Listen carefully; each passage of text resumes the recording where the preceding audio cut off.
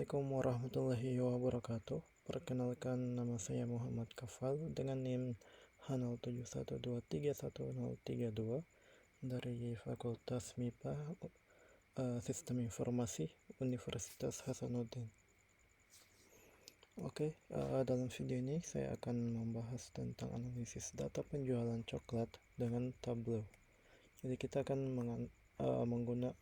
melakukan visualisasi penjualan coklat dengan Tableau. Di sini sudah ada tujuannya. Tujuan utamanya itu memanfaatkan visualisasi data untuk mendapatkan insight bisnis. Pendahuluan. Latar belakangnya adalah sebagai berikut, yaitu analisis data penjualan ini sangat penting untuk memahami kinerja bisnis dan mengidentifikasi peluang. Sehingga dalam konteks penjualan coklat, kita harus melakukan pemahaman mendalam terhadap data transaksi sehingga memberikan wawasan tentang produk terlaris, wilayah penjualan tertinggi, kinerja tenaga penjualan, dan tren waktu penjualan. Tujuannya yaitu sebagai berikut. Pertama itu menjelaskan berbagai teknik analisis data yang relevan. Kemudian kita akan mengilustrasikan bagaimana teknik-teknik ini dapat diimplementasikan dan divisualisasikan menggunakan Tableau. Dan terakhir yaitu memberikan contoh pertanyaan bisnis yang dapat dijawab dengan menggunakan visualisasi data. Nah, sebelum kita menggunakan teknik-teknik visualisasi data, kita akan mengenal dataset penjualan coklat ini terlebih dahulu. Pertama, sumbernya berasal dari Google dengan username Atharva Sondankar dengan nama datasetnya itu Chocolate Sales. Kemudian kolom-kolomnya itu sebagai berikut. Pertama ada salesperson, yaitu nama tenaga penjualan. Kemudian ada country, yaitu negara tempat penjualan. Kemudian ada produk, yaitu jenis produk coklat. Ada date, yaitu tanggal. Amount, yaitu jumlah penjualan. Dan boxes shipped, yaitu jumlah kotak yang dikirim. Yang pertama yaitu teknik filtering on dimension, yaitu melakukan penyaringan pada suatu dimensi. Nah, teknik ini diterapkan pada kolom kategorikal seperti salesperson, country, atau produk. Jenis filter ini untuk di Tableau itu ada general, wildcard, condition, dan top. Top itu artinya top seperti top 1, top 2, top 10. Kemudian ada definisi filtering on dimension, yaitu memilih subset data berdasarkan dimensi tertentu. Kemudian ada manfaatnya, yaitu kita dapat fokus pada data yang relevan dan paling penting. Nah, studi kasusnya seperti berikut. Yaitu kita akan mencari kinerja penjualan Gino Rutherford. Nah, langkah-langkahnya kita akan menggunakan dataset penjualan coklat. Kemudian kita melakukan filter agar yang muncul itu cuma penjualan dari Jeho Rutherford. Nah, setelah itu kita akan mendapatkan insight. Kita akan hands on. Di sini sudah ada data setnya coklat sales. Dan kita ke sheet. Nah, di sini kita akan memindahkan salesperson ke kolom. Kemudian di sini produk dan amount di bawah. Atau kita hilangkan saja produknya, langsung saja amountnya. Jadi total penjualan pada salesperson. Nah, di sini kita harus filter salesperson, dan kita lakukan secara general. Kita kasih noun dulu, klik noun, baru kita cari Jehu Rutherford. Oke, kita apply, dan inilah hasilnya. Jadi ada total penjualannya sekitar 220.000. Untuk menampilkan spesifik jumlahnya, kita bisa klik ini, show more labels. Nah, sehingga di atasnya sini akan muncul angka spesifik. Oke, sehingga insight yang didapat adalah jumlah penjualan yang telah dilakukan oleh Jehu sebesar 220.976 penjualan. Kita juga bisa menambahkan produk. Dan di sini produk pertama ada 12.000 dan seterusnya. Dan sini milk bar 30.000. Ya, milk bar yang paling banyak ini, paling banyak yang dijual oleh Jehu. Oke, selanjutnya yaitu sorting. Nah, sorting ini kita akan mengatur data dalam urutan tertentu berdasarkan nilai dari satu atau lebih kolom, serta membantu mengidentifikasi trend dan nilai tertinggi atau terendah. Sorting terbagi menjadi dua, yaitu ascending, yaitu mengurutkan data dari nilai terkecil ke terbesar. Kemudian ada descending, yaitu sebaliknya, mengurutkan data dari nilai terbesar dan ke terkecil.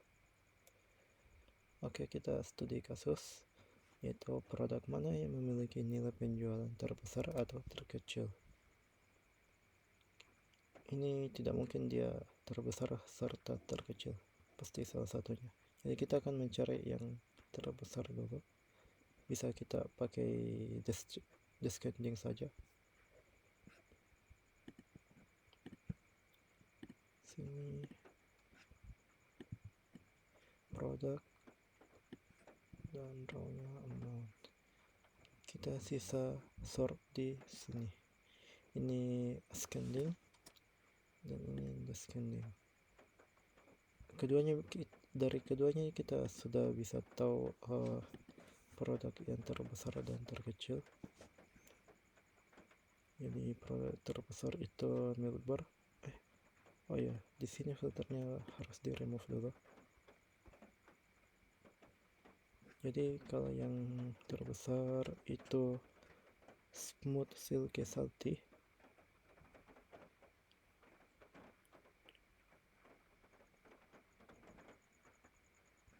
Kemudian yang terkecil adalah 70% dark bites. Oke. Jadi kita pertama menggunakan data penjualan coklat, kemudian kita mengurutkan data secara ascending atau descending, sehingga terakhir kita mendapatkan insight. Insight-nya seperti berikut. Kita bisa mendapatkan yang terendah, yang terkecil itu penjualannya apa, yang terbesar itu apa. Oke, lanjut hierarki,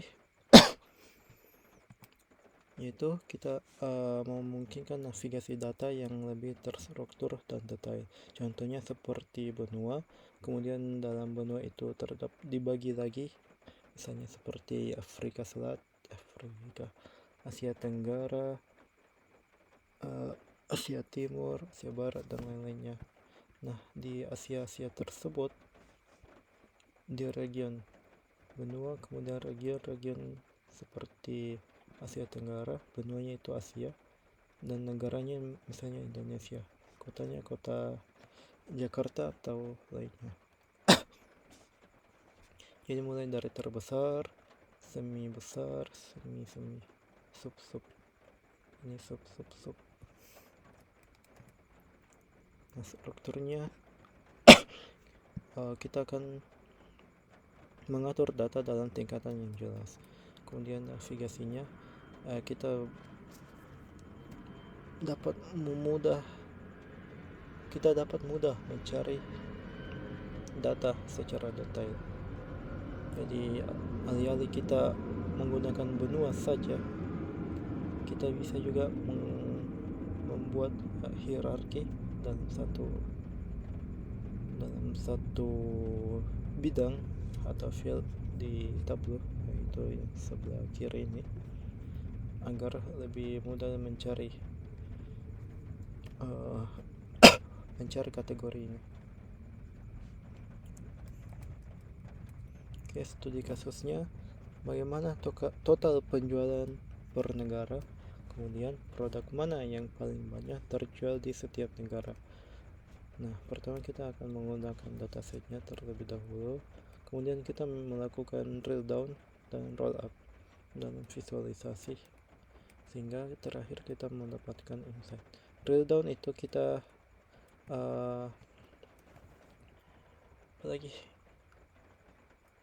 ekspansi, kita perluas, kita kasih mendalam dari misalnya tadi benua,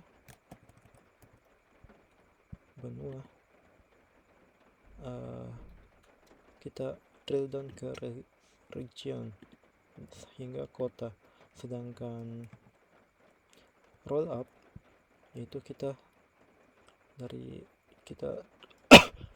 gulung semuanya, kita gulung ke atas dari kota hingga ke benua saja, sebaliknya.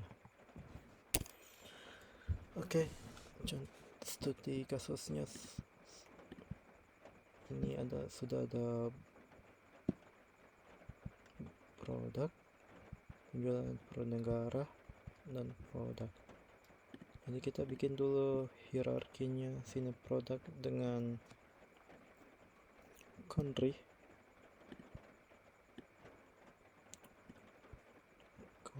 produk. Ini hierarki contohnya.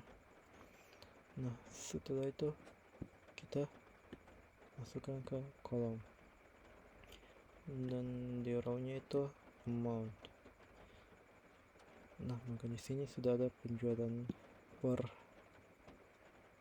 negara. Untuk drill down, kita klik ikon yang kecil ini, yang ikon plus. Nah, di sini akan terbagi lagi per produk. Ini country, baru di dalamnya ada lagi produk-produknya dibagi-bagi gitu. Kita bisa ubah dari baris ke kolom atau kolom ke baris dengan mengklik ikon ini, swap rows and columns, seperti berikut hasilnya, lebih mudah dibaca. Oke, selanjutnya yaitu grouping, yaitu mengorganisir data dengan menggunakan sampel atau baris. Sampel itu yang ini semua sampel-sampel dengan nilai yang sama menjadi kelompok, sehingga kita memungkinkan analisis data yang lebih agregat dan bermakna. Nah, contoh studi kasusnya sebagai berikut, yaitu bagaimana total penjualan dari tenaga penjualan yang namanya dimulai dari huruf tertentu dibandingkan dengan yang lainnya. Jadi kita menggunakan dataset terlebih dahulu, kemudian kita definisikan aturan pengelompokan, misalnya berdasarkan awalan nama, kemudian kita dapat insight-nya lagi.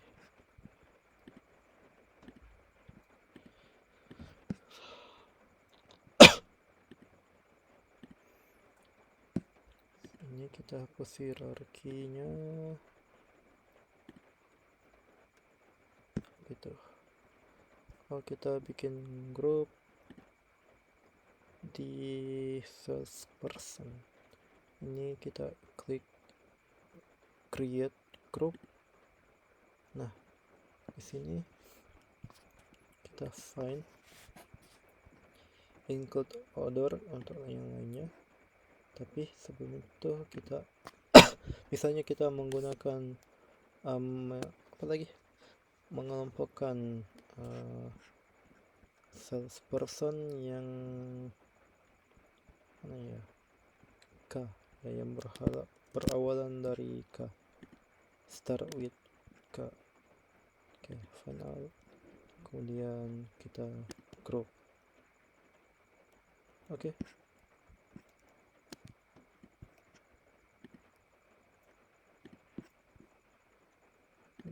Nah, di sini sudah ada.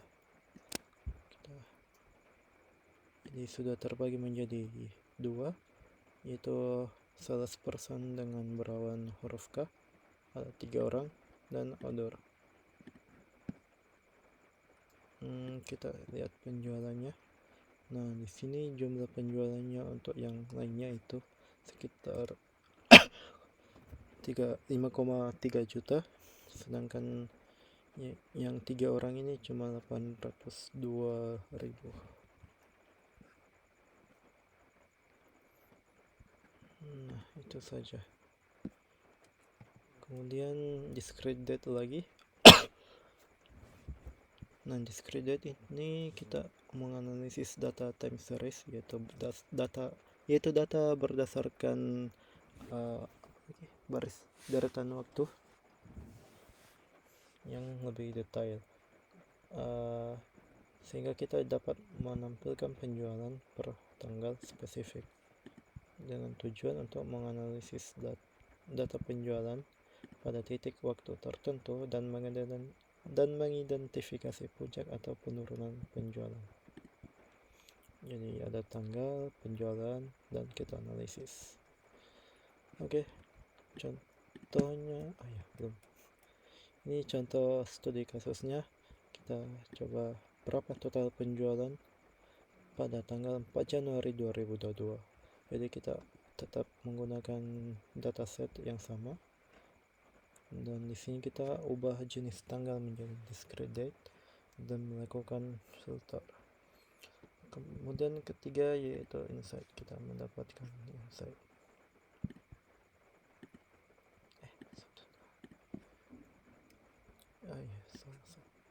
Sini ada amount.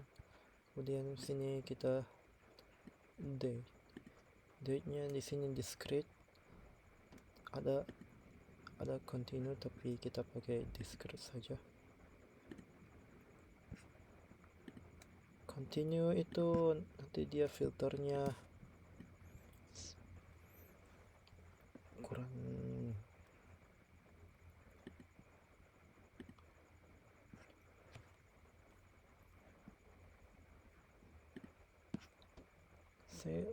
sebenarnya saya kurang paham apa bedanya discrete dengan continue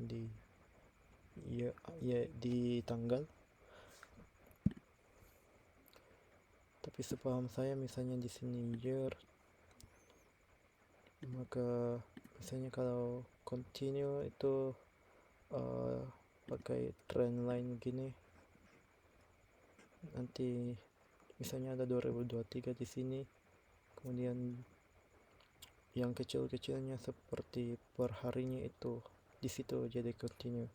Tapi di satuannya yang di X sini cuman tahun, itu year 2022, 2003. Sedangkan discrete itu langsung misalnya tahun ini ke tahun ini. Tapi sebenarnya kurang ngerti apa bedanya keduanya, kayak hampir sama saja. Jadi kita sini pakai discrete, kemudian day, ini dia. Oh ya, di sini bisa ya.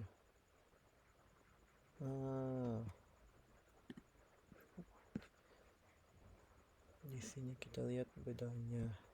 Nah, di sini kita dapat lihat bedanya discrete dengan continue.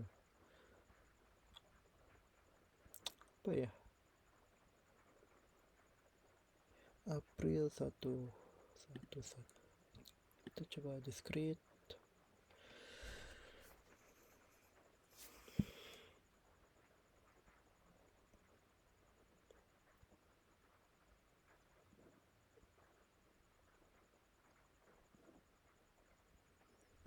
Saya tak tahu apa bedanya.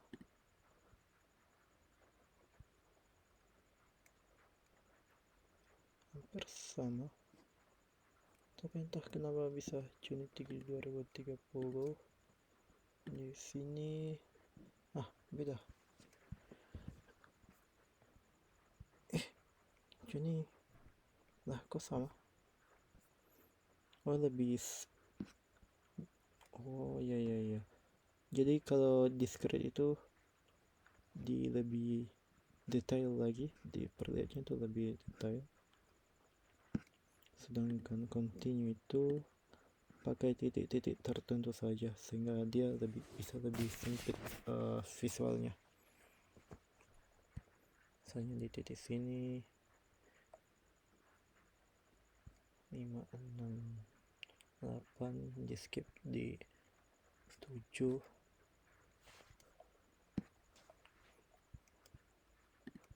Oke, skip saja itulah. Nah, di sini kita filter saja day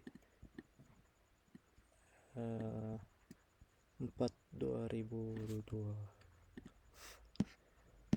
Januari 2022. Oke, di sini penjualannya sekitar ini saja, 77.175 total penjualan.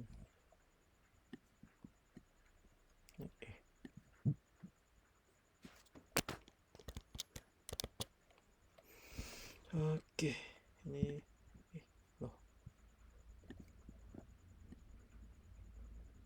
year 2000.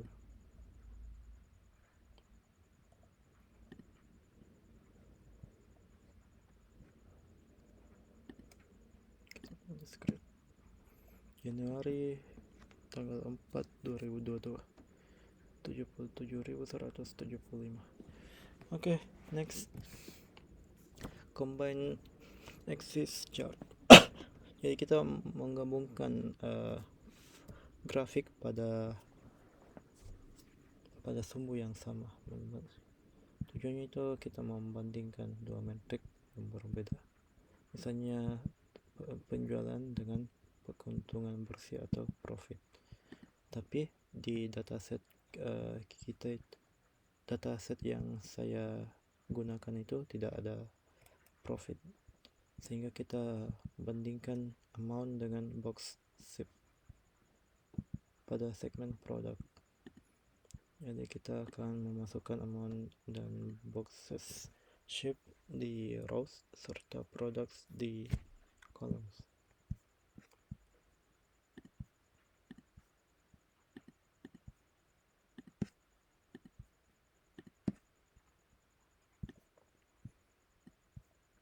Sini kemudian ada amount dan ship, sehingga di sini terdapat perbandingannya amount dan box ship.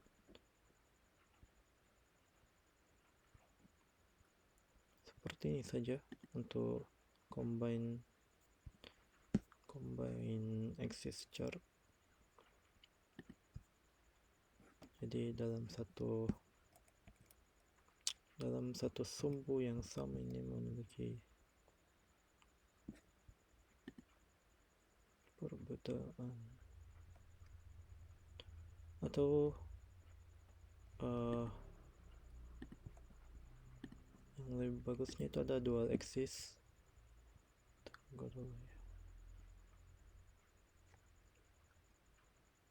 Di sini kita masukkan.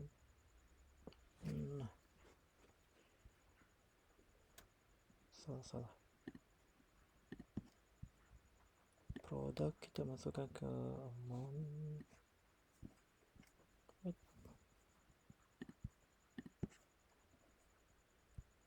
Box ship selesai. Nah, ini untuk lebih mudah membandingkan.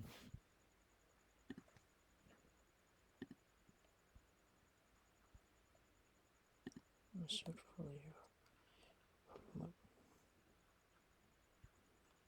Di sini ada jumlahnya.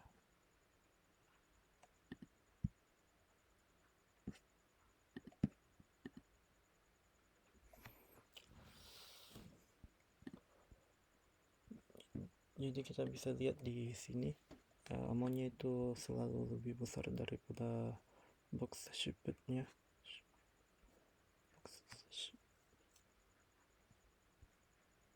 Dan data nilai boxnya itu paling tinggi 9.000, dan untuk amount paling tinggi yaitu ini slicky salty. Oke, itu saja. Terakhir yaitu scatter plot atau plot penyebar, plot sebar. Itu menampilkan hubungan antara dua variabel numerik. Jadi harus numerik. Setiap titik itu mewakili satu observasi dan berguna untuk mengidentifikasi korelasi atau pola clustering. Pola clustering yaitu pola di mana datanya ini memiliki kesamaan atau perbedaan sehingga membentuk suatu cluster atau suatu kelompok secara sendirinya berdasarkan scatter plot.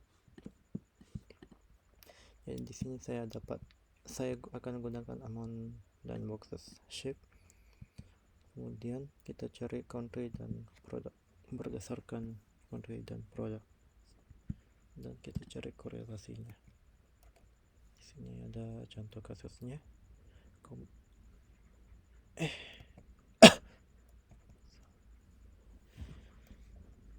Ini kita akan mencari korelasi antara amount dan boxes shape berdasarkan segmen country dan produk.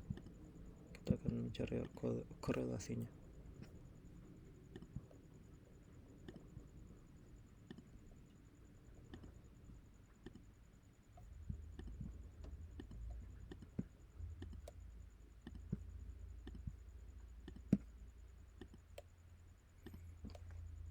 Di sini sudah ada box shape, kemudian ada amount. Kita pakai auto. Di sini ada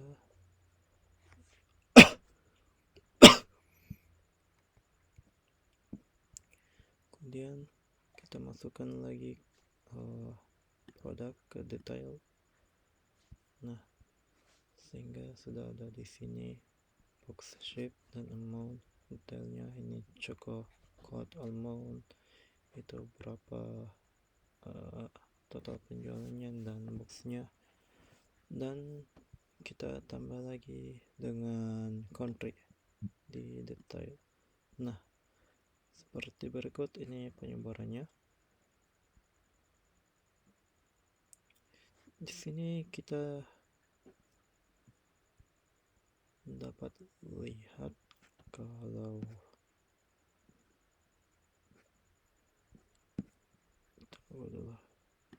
ya mau produk kita kasih color.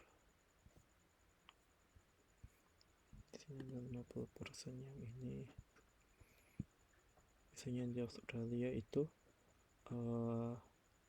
paling tinggi penjualannya dengan box shipnya, tapi saya tidak melihat ada korelasi di sini karena misalnya di sini kita lihat kalau total penjualannya itu di atas 80.000, tetapi box shipnya itu di bawah 1.500, sedangkan yang di atasnya box shipnya 1.500 misalnya ini, itu malah penjualannya rendah. Jadi saya tidak dapat apa polanya di sini, pola clusteringnya. Kita mau juga lakukan regresi linear, tapi kayaknya ini bakalan banyak errornya.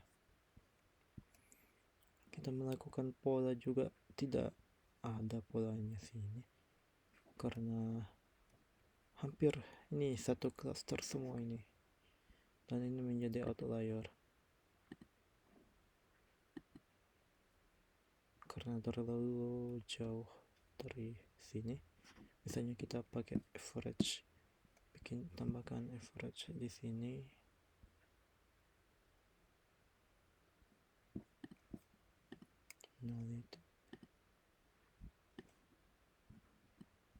Nah, average-nya untuk box itu 1300, kalau amount itu 46.000 dan ini 89.000, jadi sangat jauh dari rata-rata. Saya tidak menemukan pola, mungkin yang lain bisa menanggapi pola yang didapat. Oke, sekian dari saya. Kesimpulan yang bisa didapatkan yaitu pertama, filtering itu membantu fokus pada subset data. Kemudian sorting itu dapat mengidentifikasi kinerja terbaik dan terburuk.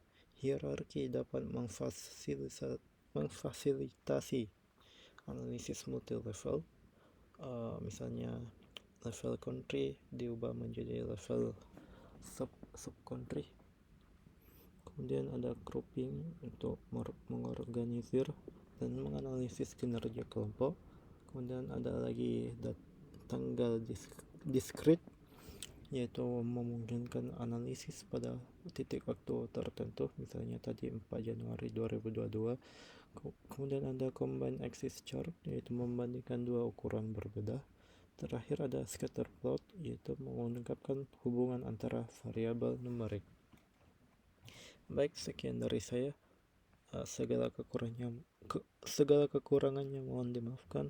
Wassalamualaikum warahmatullahi wabarakatuh.